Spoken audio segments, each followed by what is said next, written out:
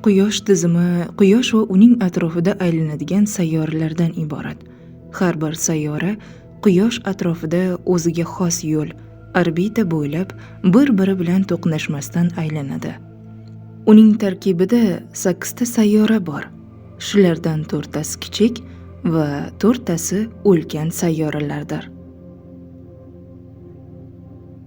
Merkuriy Quyoshga eng yaqin va eng kichik sayyora. U Oydan biroz kattaroq. Venera sayyoralar ichida eng sirli va kam o'rganilgan sayyora. U Yer bilan juda ko'p umumiy jihatlarga ega. Yer hayot mavjud bo'lgan yagona sayyora. Unda suv, havo va tirik mavjudotlar bor. U odamlar yashaydigan sayyora. Mars Quyoshdan uzoqligi bo'yicha 4-sayyora.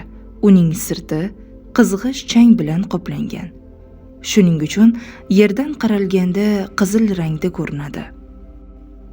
Yupiter Quyosh tizimidagi eng katta sayyora.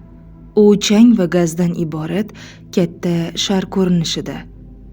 Unda juda katta qizil dog' bor. Saturn kattaligi bo'yicha 2-ulkan sayyora. U ham Yupiter kabi gazdan iborat. Uning atrofida aylanadigan kichik zarrali halqalari bor va u ular bilan mashhur.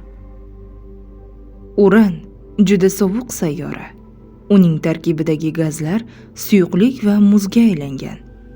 Uni o'rab turgan metan gazi unga chiroyli yashil-moviy rang beradi.